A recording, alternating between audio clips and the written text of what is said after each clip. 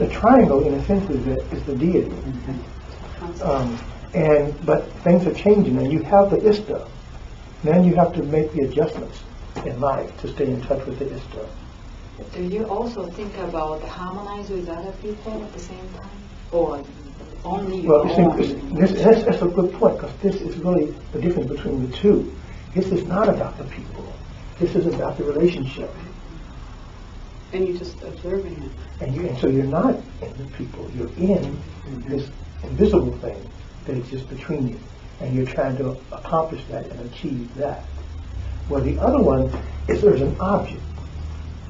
There's an object. And you're in a relationship with an object. And you're observing yourself in relationship with the object. And it's not a non-object.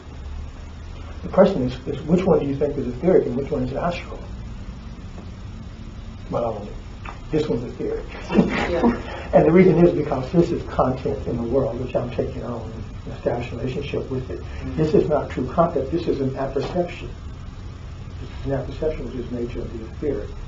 So I'm trying to move into something that I really perceive as a quality inwardly in my etheric. It's not a quality that exists in the actual world. In the case of the truest democracy, it would be, a quality that was actually in the actual world, a reality that you were harmonizing yourself with. This is your rhythm, right? Very much. Very simple. That's what the thing is, though, but you do have both. So the ideal is that you have to be working in both of these realms at the same time to have true witnessship. I have to be in touch with you as objects, and I have to be moving towards you and away from you as, I mean objects, not in the negative sense we usually think of them, as beings. And then there's also how we exist, as part of a greater aspect too. And so that's the duality. And the duality is, here's a relationship. Now, but beyond the relationship, and also our relationship is the being of the entity. And so the being has to be integrated into the relationship. And what we usually do is we're in one or the other. We're either here and we forget of the other, or we're here and forget the being. And so therefore we aren't, able to be karmically doing our work. So we have to be able to achieve out of that duality some witnessship, where we can experience both of those things. I can experience, when we're doing that, there's something happening within Andy, happening with you as I move into that relationship. So I have to be able to draw that into this at the same time. And when I make the effort to do that, then I can't go to sleep. That's the only thing about it. You can't go to sleep when you overcome duality. Duality is about how you sleep. You reach to understand on the moon phase. That whole thing of going to sleep, sleeping and waking has to do with astrology and the moon phase. So what we do, we have to be able to go to sleep. But what we want to do is be able to be awake, to experience the astral and our waking consciousness, to experience both of us in our waking consciousness. I want to go to sleep and go on to experience the other. And when I do that, then I'm in Dhyana. That's Dhyana, is to be in that state where you don't have to fall asleep to wake up, you're in touch with your astral forces as you're walking around in the daylight. And even when you go to sleep, you are awake. And you bring that information back from sleep. So you don't have the necessity of falling asleep anymore once you achieve a state of Dhyana. And the way to achieve it is simply to be aware of the duality and not let yourself forget the duality. Stay in touch with the duality that exists. And you will then, by grace, by your natural reality of being human, you will achieve Dhyana. But that's not what we do. We tend to think we have to fall asleep to one of the aspects to be able to relate to the other. So can I relate that to, are you with me? Well, it's the practice of usually we have this I am in opposition, and it's just how the visual thing, and then you actually let go of that and have all of the space in your, and then how it's moving. Yes, I might have to be moving in that space to those What's that the practice of? Well, it is. But see, what happens from that is we do. So we do that. We move out of that opposition. We move into something grander, and we tend to fall asleep here. So you find the balance so that you don't fall asleep. Right. I mean, so you can get into a very neat place where I'm just in touch with the movement and I forget you. Or I'm into you and I don't see it. So the thing is it's a different kind of thing where you actually try to hold on to both. Right. And it's hard. It takes breaking some stuff down, and it happens spontaneously. You know, you simply experience yourself in that.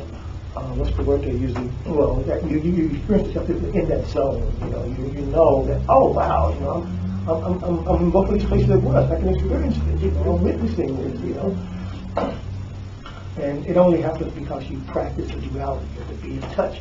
That's what happens. Is we aren't in touch with the duality. We don't know the duality exists. We lose sight of the polarities. And we take one or the other on. And that's how we go to sleep and stay asleep.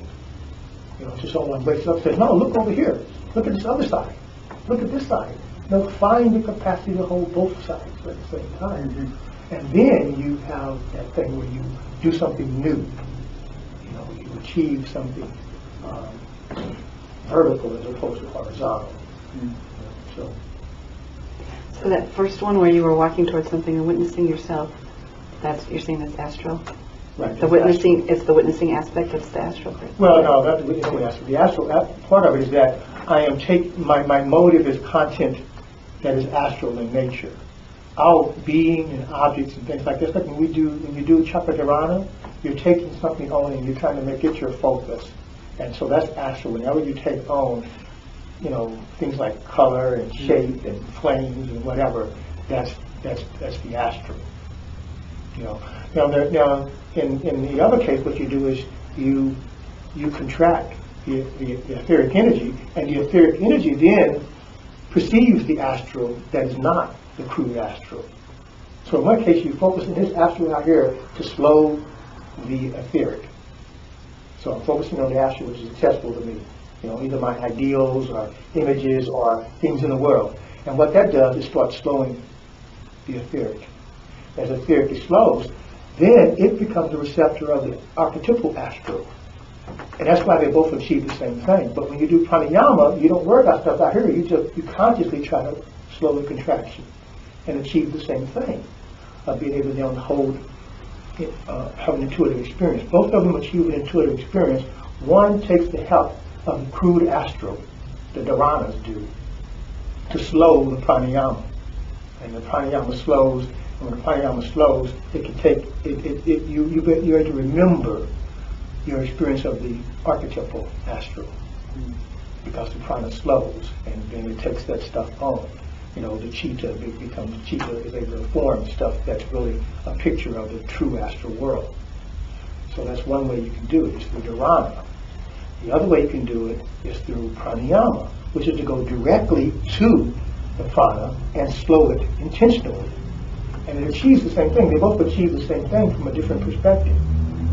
They both put you in contact with the real astral world, the true astral world.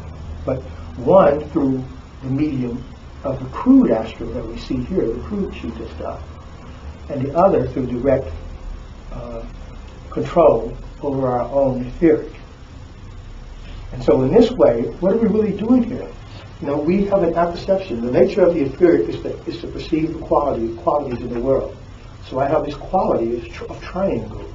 It's a little bit different, and I'm trying to stay into that. I'm really working in the wheel force with the etheric to achieve that. You know, I'm trying to make something stay in, the perception of that remain. I'm trying to bring in, where in this case, that is going to exist no matter what. It's there. Now all I have to do is keep my focus on it. In one case, I'm trying to create a quality that takes the apperceptive organ. In the other case, I'm just simply trying to keep the focus on it. But then thinking about imagining you still there, and even watching yourself go across seems like it's the etheric. Well, in a sense, it is. But the reason you do that is that you don't because you're trying to certain degree not to go to sleep still. Mm-hmm. So it's just added to the activity so that you're a little bit awake in it. Mm-hmm. Otherwise, you just go to sleep. So that's kind of added to that, so that you can bring a certain level of consciousness to the action. Otherwise, it won't have any. Right. When you stop doing it, you won't have an experience to report. Right. You know what I mean? You'll have walked across the room. Exactly. So you're right. But this is it. Okay, so cool. Thank you. Thank you. Of course, now we're kind of moving into the abstract realm. Samadhi, obviously, I'll try to find ways to get. Obviously, I can't really share with you Samadhi next week. But,